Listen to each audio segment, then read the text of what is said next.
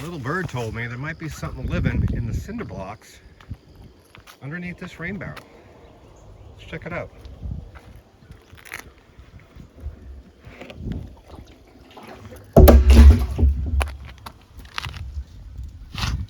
Oh yeah, a family of mice in here. That's some better lighting. They're just hanging out, keeping out of the cold.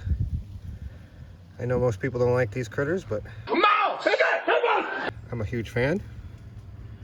Cute as hell. If you thought I was done making videos on our 97 Chevy S10, well, that'd make two of us. Oh no, not again. And yet, here we are. There's two reasons for that. First one being, I don't have any other content. Straight and simple, that's it. I got nothing. Second reason is, this thing has given me some issues that I found interesting enough to show you, and we're also going to do a pretty big job to the motor today. So let's dive headfirst into today's video and try and make it happen. If you haven't watched the first two videos, we got this truck for free, got it running, driving, stopping, did a plethora of work to it, and it's now my daily driver. I had been driving it a couple months, and while driving, the alternator failed. Simultaneously, we developed a cylinder 2 misfire. Now, after my 30 seconds of research, I guess a bad alternator with erratic voltages can cause a misfire. Never seen it in my lifetime. Let me know if you have. So I started simple. Thing wasn't charging. Ordered the cheapest alternator I could on Amazon, threw it in, turned the key, and wouldn't you know, did not solve the issue. Still wasn't charging. I then proceeded to check power, ground, wiring, continuity on all leads, and everything spec'd out, and still wasn't charging. I then started to panic. I went down the old internet forum rabbit hole and found that the computer could be at fault. So I took that apart. There was a little corrosion, nothing crazy, put it back together. Still not charging. We're hours into this now, as you can imagine. I then did a diode test on both old and new alternators on the bench. They both passed. So now I'm really starting to panic. I had taken the new alternator out for the second time, and I was carrying it back to the house because I was just going to buy another alternator. Wouldn't you know it, I happened to glance down inside the plug area of said new alternator, and the single wire pin was broken off. Defecto. Mystery solved. Returned new defective alternator, went to O'Reilly's, got a reman Delco Remy, threw it in, turned the key, and wouldn't you know it, fixed the problem. I was very confident and hopeful that while fixing the alternator, we were going to resolve our cylinder 2 misfire, and we did not. Trying to remember the first two videos, I don't believe I pulled any of the spark plugs, so that's where I started. As you can see, one is not like the rest. Pun intended, because this was in cylinder number 1. 2, 3, and 4 came out no problem at all, but for whatever reason, unbeknownst to me to this day, I do not know why this plug was frozen. I could not remove it, soaked it in oil overnight, still wouldn't budge, and as you can see, it finally sheared off, leaving the bottom half of the threads in the cylinder. Once again, panicking. This is not good. If you've been in this situation, you can feel my stress. I'm freaking out, man. I think I spent 2.5 days trying to remove this. As you can see, I was successful. I did start with the old Easy Out. As you can see, it's a spiral design. These kind of work against you as it presses on the outside of the walls. And while I got a massive bite into the thing, even while putting a breaker bar on it, I could not remove it. After some research, they said try a square cut. I was too cheap to buy a set of square cut easy outs, which are supposed to work better than the traditional, this version you see here. When it broke off, it left a lip above the cylinder. I then proceeded to try to weld nuts, jam bolts in there, and weld the bolts in. 30 nuts and or bolts later, I was getting good penetration, but could not still get it to move. I ended up finding these long reach die grinders online, bought a set, they were super cheap, and I think it was this guy here. I then very patiently and carefully ground the inside of the spark plug threads until I could actually see the threads coming through on the cylinder.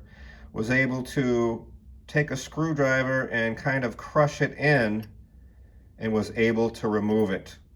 As you can see here, there's no rust, and I just can't figure out why this spark plug would not come out, but we got it done. And then I did proceed to spend 45 minutes removing all weld spatter shards of metal from the cylinder, put another set of plugs in, and of course it didn't fix the problem. This is an Autolite 5245.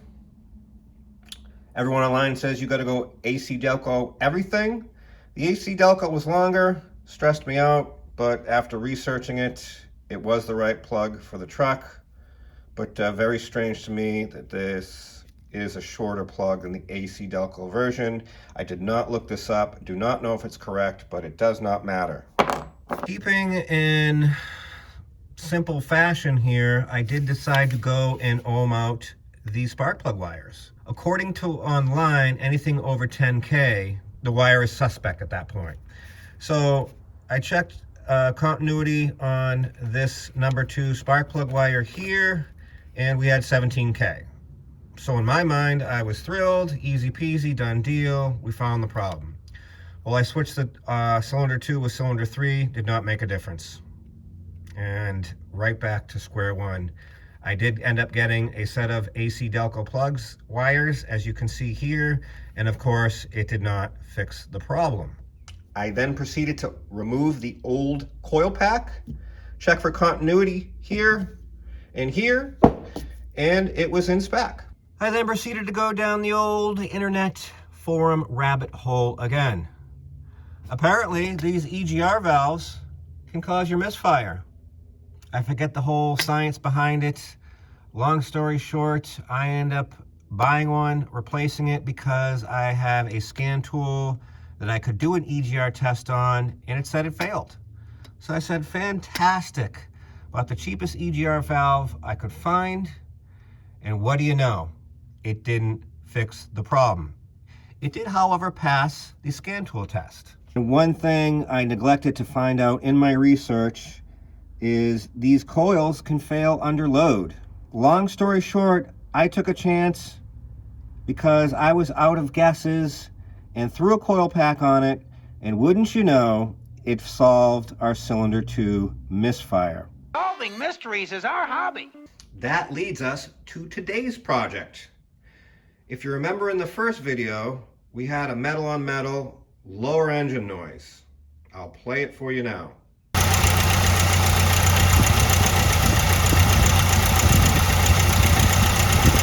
I've determined that I'm 90% correct that we have a timing chain issue.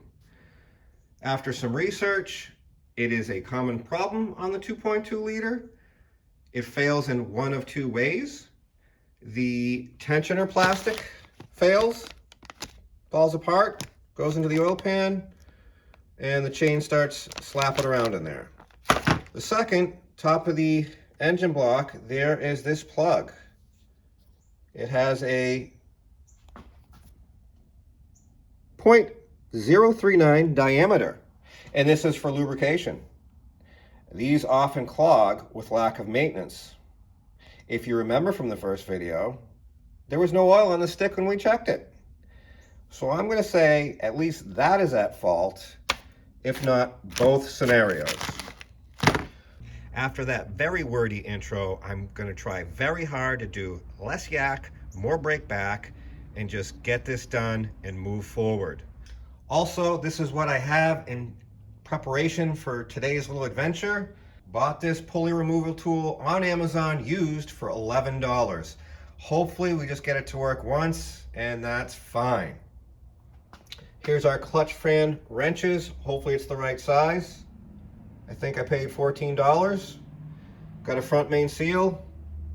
Praying that it's right. We have a timing chain tensioner kit. Now this spun me up a little bit.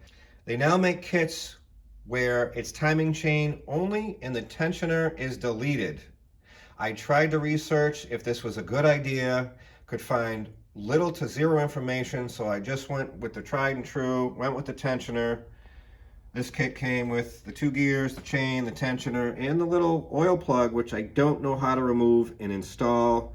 Don't know if we're just going to try and unclog the hole or if we're going to attempt to remove that. We'll see what happens. So our $14 wrench does fit our nut, but our pulley holder tool does not. Now in the pictures on Amazon, this clearly is supposed to fit over the bolts. Ours does not, rather.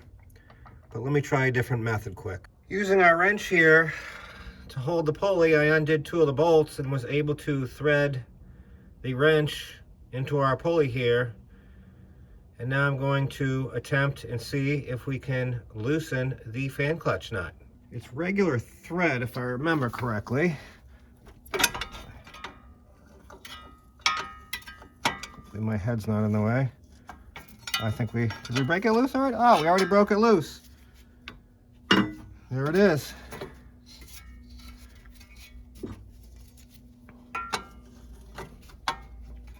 Just sneaks in there with the other. Why are we? Oh, we're hitting the actual tool. The nut's hitting the tool on the groove there, if you can see it in the camera. So I'm gonna have to remove the tool to remove the clutch fan. It's fine. We broke it free, that's all that matters. No play in the fan pulley, so that's good. So I started to undo the belt tensioner. As you can see there, it's all the way against the crank pulley, rather. And I don't think it's supposed to be like that. Procedure is take the center bolt out and then the 3 mounting bolts on the side there. But when I start to take that center bolt out, you hear spring things. I'm pretty sure the spring inside is broken or something's not right. So I'm leaving the center bolt in, and I'm gonna have to undo those 3 bolts, and things are just gonna go flying, because whatever locks that spring into place, I believe, is broken, or the spring itself has broke. As I'm working on that last bolt down there, there's still quite a bit of tension on that tensioner, and it wants to go. So I think what I'm gonna do, I'd rather have stuff go flying and potentially hurting me or anything in the engine bay here. I think I'm gonna try and remove the crank pulley there while holding that with the ratchet, and then giving that more room to unwind, so to speak. So let's try that. That was definitely the right move, removing that crank pulley, because now we're no longer under tension, and obviously we need to get a new belt tensioner. I noticed on the crank pulley keyway shaft dealy, there's a big thing of goo, silicone right there. Does that help for oil loss? Let me know. Very interesting. I am going to measure that distance there, so when we go to press this back on, we know exactly where it was. This radiator looks like it's from Toys R Us. My lord, that's small. Initially, I thought I was going to have to drain coolant, remove this from the one half of a video I watched, but so far, I'm not feeling that I need to. So let's continue forward. Remember that number, 10. Even I should be able to remember that. So, shocker, my Toys R Us $10 and something cent thing used from Amazon doesn't come with M10 bolts. And unfortunately, I have only one M10 by 40, which would work, but again, only one in stock. So that's going to shut us down for now. It is getting dark. It has dropped considerably in temperature, at least 10 degrees in the last half hour. I think it's like 33 degrees. I'm starting to get a little chilly. And we're gonna have to order up a tensioner that was broken and grab some bolts so we can continue to march. Hold the phone, stop what you're doing. Our belt tensioner bolts are M10 and plenty long enough. Let's see if we can pull this crank pulley stub shaft thing off, keyed. I don't know what you call it. You know what I'm saying. All right, there's my setup. That tool has paid for itself. I did have to slot it out more for the bigger distance between the two bolts. Let me see if we can get this thing pulled off. Super hard to get the shot without my head in the way, but as you can see, it is working a treat. It is coming right off, and I couldn't be happier. Crank pulley, stub, shaft, dealy removed. I went ahead and removed my timing cover bolts. My two brain cells actually remembered to remove the two bolts from the oil pan that go into the timing cover. What makes me a wee bit nervous is those two in the oil pan are actually studs and nuts. So is that thing going to be able to lean out forward and clear everything? Or are we going to be in a world of shit? Oh, shit. And have to start removing more accessories? I don't know. Ready to see what happens? We're just gonna give it a... Well, that feels like as solid as Sears. I see a little notch right there. One thing my two brain cells did not remember, is there a gasket behind here, or did they just goop it? The half a video I watched, the guy was using goop, but I can't remember if there's an actual gasket. All right, I need another hand, so I'm gonna have to put you down, and I'm gonna see if I can pop this cover, and I'll bring it back in. All right, well, I'm running out of daylight. The phone's on, got the light on, and as you can see there, that appears to be a dowel. And that appears to be a dowel, which is why it feels solid as Sears. Oh boy. Man, we're screwed. All right, I'm gonna hit that with some penetrant, let that sit overnight, and proceed in the morn. Well, good morning. It's the next day. We shed a little bit more light on the subject. Not a lot has changed. A couple things.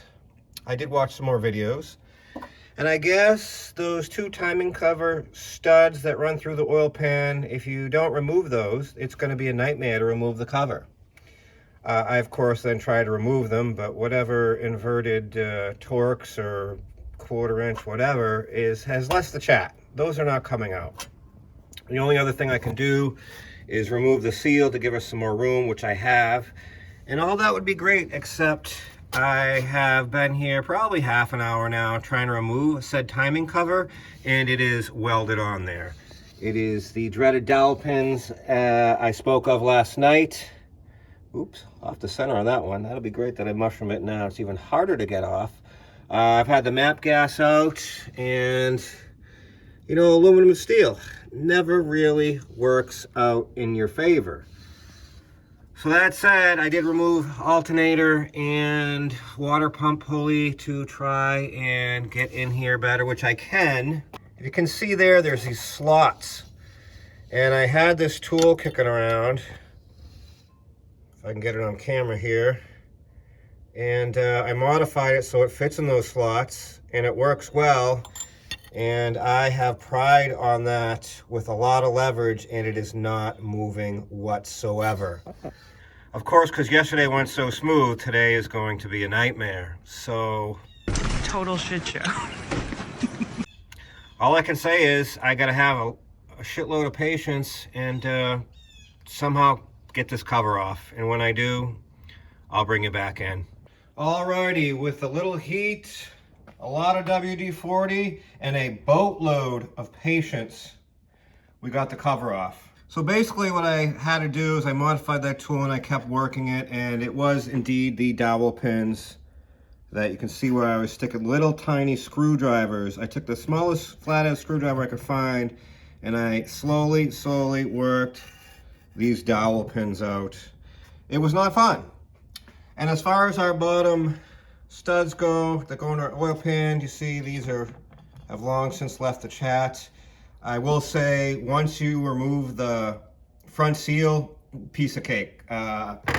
You are able to get if you're looking at the engine, the right side out, and then the other side just comes out. I did use a seal tool to remove said seal, as you can see there. And yeah, cover is off.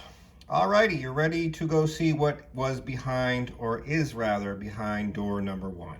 And there it is. And I gotta say, I'm a bit disappointed. I was really hoping to see chain guides, missing, broken, flopping chain, something very, very obvious. And I don't, and that makes me nervous. I thought I was right in my decision making and diagnosis when I Googled lower end engine noise coming from the front only after warm up. 99.9% said it was the timing chain. If it was a lower main bearing, it would do it all the time, especially when cold. We do not have that situation. We're this far, we got to keep it going. You can see here, I took a white paint marker. There's a there is a dot on the crank gear. So you line that up with your tab on your tensioner. There's a tab down there on the other side of the tensioner, and then that hole, there's no dot on the cam gear. That hole is your timing mark. Line those up. I used the crank bolt with a bushing and lined it up, and we're good for removal and installation. Also, what I'm not super psyched about is it's very wet back there. I don't see a lot of dryness. Now, some of it's WD-40, but it's pretty oily. And that also doesn't give me what I really wanted to see. I was hoping for dry as a bone, as in oil orifice plug was clogged. But let me get this gear set off and let's check if that orifice is clogged. So I'm hoping the camera is picking it up, but if you can see into that, there's our plug orifice oil feed doodabber. And what do you see in there? It's full of oil. It does not look clogged, and all looks good. I will double check it, but that's not really what I was hoping to see, but I'm glad to see it. Also, I'm just going to do this for my reference. The tensioner is held in with, looks like a 10 millimeter on one side and a Torx head bolt on the other side, for whatever reason. All right, let's continue to march. I don't know if you can see that on camera. I couldn't tell you the last time I was face to face with a guide, but you can see that's a pretty good angle there. Is this excessive wear? There's a pretty good lip on the inside there, a little on the outside. Is that considered excessive wear? You let me know. That one doesn't have excessive. It's got you see that there. There's a good shot. And last but not least, US PAT number and then Morse. Does anyone know if that's OEM? If you know, let me know. GM. OEM equipment right there. That was a prick. Cheeky little prick. That crank gear did not want to come off. I ended up using the seal puller tool, and I was starting to get panicky because it was on there. I think they fill that keyway up with silicone to prevent oil leaks. We'll do the same. Not an expert, so I don't see anything crazy. Obviously, you see some wear from the chain, but I don't know, nothing crazy in my mind. You let me know. Could that go another 100,000? I'm gonna say yes. Are we gonna switch it out? Obviously. I got the cover cleaned up, or as much as I'm gonna clean it up for this hot rod. I got the bottom cleaned up. I did use the whizzer wheel. Take it easy. Just relax and enjoy yourself. I used the soft metal thing. I forget what we used to call these stupid things. Let me know what you call them. Got a bunch of rags going over here and proceeded to clean this. I thought I was going to find some sort of end seal. It's just a big pile of goo. Spent quite a bit of time trying to get as much as this as I can. Internet says go hard with the goo. Don't be afraid of excess. Let me know your opinion.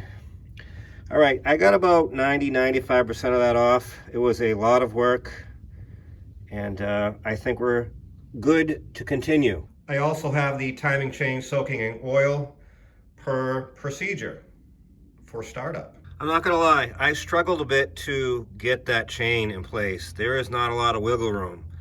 I did go ahead on the lower crank sprocket and added some goop in the keyway, and that tolerance is pretty tight as well. I knocked it on with a block of wood. I torqued the tensioner bolts to 19 foot-pounds according to the internet. I torqued the cam sprocket gear bolt to 96 foot-pounds according to the internet. As you can see, there is my dot. There is my alignment hole, and I believe we are good to continue. I don't know if that's going to happen tonight. I'm very nervous about the gasket maker setting up. The temperature is dropping rapidly. The sun has gone behind the trees, and I don't think you're supposed to use it under 40 degrees. I'll have to read the instructions and check, but I'm very nervous about leaks. So I might continue this tomorrow and maybe throw the heater on it.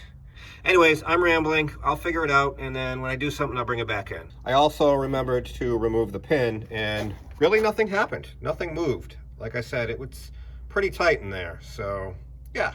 Good morning. It's the next day. I have the timing cover acclimating inside the house. I re-cleaned it because the chain dripped oil on it overnight. I did get my gasket installed. I've yet to find something to drive this sealant after the fact. I do believe it's correct. I'm quite nervous about this gasket maker. I looked up the spec sheet, and you can use it in the cold. My phone says it's a balmy 25 degrees. So I think what I'm going to do is go run the torpedo heater under, kind of pointing underneath the truck, and just get things a little bit warmer before we decide to install this cover with said gasket maker. I opted for the electric heater. The torpedo heater was a bit aggressive. There's lots of plastics and stuff.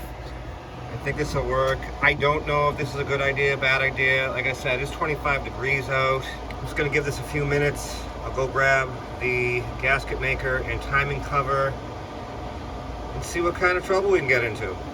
Wish me luck. On side notes, I did go ahead and crank this over till we got to our timing marks again, and we're good. I don't know if I mentioned it or not. I don't know what that black link is for. I kind of lined it up with, you know, the hole there, but yeah, if you know why one of those links is black, let me know.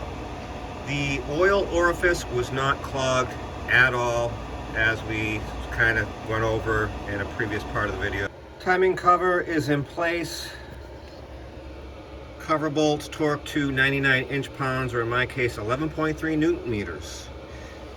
I have the heater running, and we're gonna let that set up for an hour, and then we'll torque our oil pan nuts to, I think, 89 inch-pounds, and then we'll continue forward.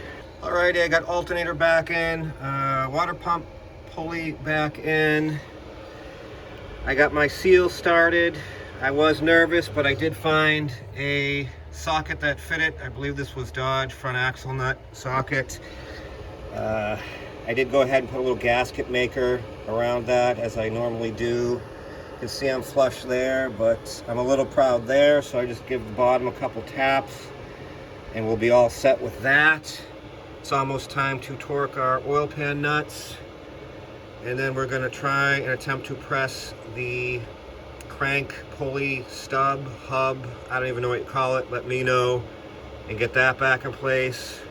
That'll be the last hard thing to do, and we're just going to throw it back together. I'll bring you back in when I'm done. I don't have a press-on tool, so I had to improvise. This is my setup. I modified that, God, I can't think of it, clutch fan tool one more time. I was able to set it up as you see there. I did go ahead and start with a thin washer, drilled it out until it almost gave up. When I was comfortable that I had enough threads into the crank, I went to the stock washer, and I think I'm just about there. If you remember from previously, we said I think 10 millimeters was our depth. And I'm going to check it now, and hopefully we'll call this done. I did go ahead and grease the hub stub thing, and it went on pretty smooth. Alrighty, all back together. As a whole, wasn't the worst job in the world that I've ever done, but wasn't the most fun either. If I missed any torque specs, I apologize. I torqued most everything rather. Crank bolt, 77 foot-pounds. Crank pulley, 43 foot-pounds. Fan clutch pulley, like 25 to 30. Fan clutch until I couldn't move it. Tensioner, arm clicks, and that's about it. I'm probably gonna let this sit for the rest of the day. I did go ahead and start it quick. I did fire up, did run normal, so that a little bit of, sigh of relief. I want that gasket maker down there to have a chance to set up before we full send it. And more importantly, did we fix our noise? I'm gonna say no, but I'm a pessimist. My glass is always half empty. You're too negative, man. I could not find anything obvious. The spring didn't seem clapped out in the tensioner. There was some wear in the tensioner rather, but nothing that would cause noise in my mind. I am no expert though, so give me your 2 cents worth. What do you think? Place your bets. But as soon as we road test this, get it fully warmed up, we'll come back and see if the noise changed at all. Alrighty, so after road testing, getting this thing up to temp, I have good news and I have not so good news. The good news is our old noise, which you heard at the beginning of the video, hopefully, is gone. We changed it. So there was definitely something wrong with the old timing set. All I can think of is the spring. The tensioner spring, which is just basically a piece of curved metal. I'm assuming that got hot and then would proceed to kind of bounce around or lose tension and allow the chain to move around. That's all I can think of. So that's great. Bad news is we had a loud noise. I pulled the belt off, ran it without the belt, and all the noise is coming from the timing cover.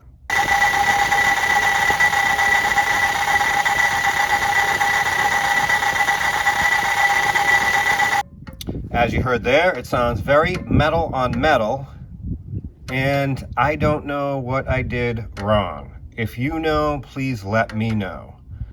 When I'm driving, as soon as I step on the gas, the noise goes away. So all I can think of, it's got to do something with the chain and the tensioner. And then when I come to a stop, the noise comes back. You heard it, it sounds very metal on metal. There's only one way to put the tensioner on. There's only one way to put the timing set on. I think I did everything correct. The timing marks really, to me, don't even matter because the camshaft has a pin and the gear has a keyway and the crank has a keyway. So it's mic proof. You really can't screw it up, I don't think. I'm not about to take the whole thing back apart unless one of you tell me I better hurry up and take the thing back apart. We have no leaks. There's some more good news. No leaks thus far anywhere. I hate to be like, yeah, let's just go drive it and let it self-clearance, but that's metal on metal. That's shavings, you know what I mean? That's gonna end up in our oils. Damn it! Damn it! Damn it! Damn it! I did notice one thing while editing. If you look closely to the chain on the left side in the guide, you'll see there that the chain is actually outside the guide on the edge there. The right side looks like it's on the inside. If you go back and look at the old timing set, you'll notice on the left guide the chain is on the inside, or rather towards the middle of the guide. Is that our noise right there? I don't know why it's different here. Probably quality of manufacturing in 2024. This was a Melling part, aftermarket part. Let me know what you think of that company. I know nothing about it. I'm kind of regretting my decision to not go tensioner less, but let me know what you think. I think that's going to do it for this video. I tried to make it as quick as possible. Hopefully you were entertained. I'm very aroused. And as always, thanks for watching. Hope to see you on the next one. And yeah, that's it. Are we finished? Done.